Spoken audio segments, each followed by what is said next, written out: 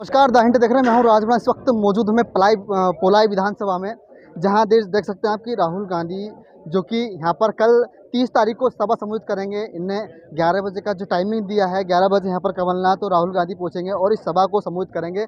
आप देख सकते हैं किस तरह व्यवस्था चाक चौबंद है। यहाँ पर तमाम वो कांग्रेस के नेता मौजूद हैं जो कि इस व्यवस्था को देख रहे हैं। जिले के एसपी भी मौजूद हैं और कई जो कांग्रेस के दिल्ली के नेता हैं वो भी यहाँ पर मौजूद हैं और व्यवस्था को देख रहे हैं। कुछ कांग्रेसी नेता भी मौजूद हैं। एकजुट करते हैं। आज युवा ही इस देश की रीढ़ की हड्डी है। क्या कहना चाहेंगे युवाओं को? देखिए, सबसे पहले तो आपने अभी जो सवाल पूछा ये सभा के बारे में, तो मैं कहना चाहूँगा ये सभा नहीं है, ये राहुल जी की ऐतिहासिक जो भारत जोड़ो यात्रा है उसी का एक अगला पड़ाव है। आपने देखा भारत जोड़ो यात्रा कन्याकुमारी से लेकर कश्मीर गई, लेकिन कश्मीर के बाद थमी नहीं। वो कभी कुली के बीच में जा रहे हैं, कभी कारपेंटर के बीच में जा रहे हैं, कहीं और जा रहे हैं, और कल जब पोलाई में आएंगे, पोलाई में भी वो नफरत के बाजार में मोहब्बत की दुकान खोलने आए हैं।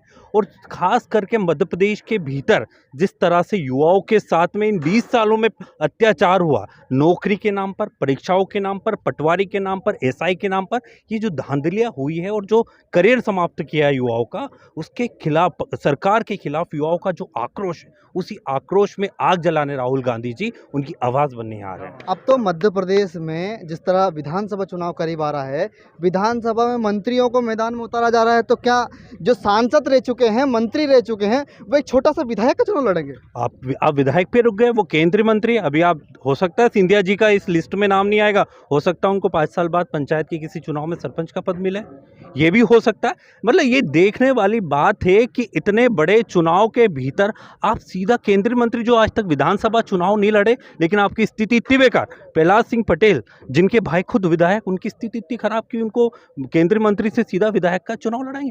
केंद्रीय उनका महासचिव भारतीय जनता पार्टी का, जो एक छोटे उनके बच्चे से डर गया और संजय शुक्ला जी के सामने चुनाव लड़ेगा, ये क्या स्थिति हो सकता है? कल काला पीपल शुजालपुर की अभी डिक्लेयर नहीं हुई, मोदी जी और अमित शाह लड़ेंगे। कहते हैं इंदौर के बब्बर शेर हैं कैलाश विजयवर्गीय, वो भी चुनाव लड़ रहे हैं। हाँ, वो देखा हमने कितने बड़े बब्बर शेर है। बब्बर शेर होते तो बंगाल से वापस भग के नहीं आना पड़ता। बंगाल में क्या हालत हुई है जनता सब जानती है, कौन पाखंड करता है और कौन जनता की आवाज़ बनता है। और इस बार संजय शुक्ला जी जो 1 नंबर से हैं, वो शायद 50,000 से विदाई करके उनको हमेशा के लिए राजनीति से संन्यास दिलवा देंगे। आज युवा कहीं ना कहीं भटक रहा है। बिल्कुल, युवाओं के साथ में हमने देखा कि 50 साल की सबसे बड़ी बेरोजगारी दर भारत ने जो पहली बार देखी, अभी हाल फिलहाल में 9 साढ़े 9% की बेरोजगारी दर है। मध्य प्रदेश में रोज युवा, आपका आत्महत्या देख रहे हो, कितनी आत्महत्याओं का कारण कभी समझा? आत्महत्याएं हो रही है सिर्फ बेरोजगारी के लिए। आज कोई भी पढ़ा लिखा युवा अपने घर परिवार के ऊपर आर्थिक बोझ डालकर अपनी डिग्री हासिल करता, होता क्या है? नौकरी नहीं मिलती। जब शिक्षित युवा नौकरी मांगता है तो उसको बोलते पकड़ो चलो। जब गाँव का युवा, अशिक्षित युवा रोजगार मांगता है तो पहले की सरकार उन्हें मनरेगा के माध्यम से रोजगार की गारंटी देती थी, उस मनरेगा को खत्म कर दिया, पंचायत राज को खत्म कर दिया। तो किस तरह का आप संदेश इस प्रदेश के युवाओं को देना चाह रहे हो? ये सब कुछ जान चुका है यहाँ का हुआ। जिस प्रकार देखा जाए तो आज जो गवर्नमेंट सर्वर के लोग हैं वो हड़ताल पर बैठे हैं। पटवारी हड़ताल पर बैठा है, कहीं डॉक्टर हड़ताल पर बैठा है, कहीं टीचर लोग हड़ताल पर बैठे हैं। आज वो देश का किसान क्यों सूद नहीं ले रहे हैं उनकी तरफ?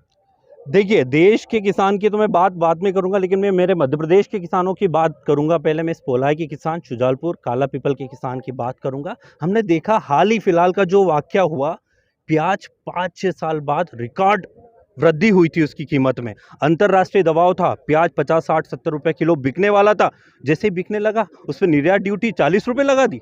वो क्या हुआ, सीधे धड़ाम होके 20 रुपए के अंदर आ गया। किसानों की लागत 3 महीने जब वो प्याज अपने घर में रखता है तो उसकी लागत जो 10 रुपए से बढ़ के सीधा 20 रुपए हो जाती, और अब प्याज उसका 18 रुपए बिक रहा है। तो किसान आत्महत्या करेगा, नहीं करेगा? महाराष्ट्र में अकेले नासिक का प्याज पूरे देश दुनिया में प्रसिद्ध है। वहाँ के नासिक के किसानों की हालत आपको पता होगी। वहाँ पे 62,000 किसानों के अभी ट्रैक्टर नीलाम हुए हैं, किसी की ज़मीन नीलाम हुई। तो ये क्या है? ये सरकार की किसान विरोधी नीति है, और अडानी के सपोर्ट में जो काम हो रहे हैं उसकी वजह से यहाँ के किसानों को खत्म किया जा रहा है। आज एक चीज़ आपसे मैं पूछना चाहता हूँ। जिस तरह भारत देश में आज पॉलिटिक्स चल रही है, पॉलिटिक्स में जिस तरह देखा जाए तो गुजरात, देखिए, ये जो आप गुजरात शब्द लेके आए, देश है हमारा, देश विभिन्न राज्यों से बना हुआ, सबको अधिकार है, सब लड़े जीते ये सबकी किस्मत है। लेकिन हमने ये आज़ादी के पहले से देखा था, जिस वक्त गांधी जी 1916 1516 में अफ्रीका से भारत आए थे, तो एक ग्रुप जो था वो सामने खड़ा हो गया था। 1923 या 25 में आरएसएस की गठन हुआ था, आपको पता हो। ये कौन थे? ये थे कि गांधी आया था देश में समाज सुधारने के लिए, देश को एकजुट करने के लिए, आज़ादी दिलाने के लिए। उसी के खिलाफ अंग्रेजों ने उनको बनाया कि आप जाओ हिंदू मुसलमान पे लड़ाई कराओ। तो एक तरफ जिन्ना का ग्रुप खड़ा किया, एक तरफ आरएसएस का ग्रुप खड़ा किया। आरएसएस और जिन्ना ने क्या काम किया? देश का बंटवारा किया। दोनों ने सरकार या सत्ता की चाह में साथ में मिलकर भी बंगाल में सरकार बनाई, और बाद में क्या हुआ? वही चीज़ 70 सालों से चली आ रही है। तो ये गुजराती, मैं गुजरातियों को मैं गलत नहीं बोलूँगा, लेकिन ये जो विचारधारा जो है आरएसएस की, भाजपा कह रही है कि कांग्रेस ने 70 साल राज किया और हमने 20 साल राज किया, इतने में कांग्रेस का पेट क्यों दुख रहा है? आपने 20 साल राज किया, लेकिन 20 साल में आपकी उपलब्धियां हमें बता दीजिए। आपने तो 2014 के पहले एक प्रोपेगेंडा सेट किया था कि भारत में जो भी हुआ ये 70 सालों में हमारे देश को खत्म कर दिया। सोने की चिड़िया थी, उस सोने की चिड़िया के पंख गिरा दिए। लेकिन इसकी हकीकत पता है? अंग्रेजों के समय आप कहाँ थे?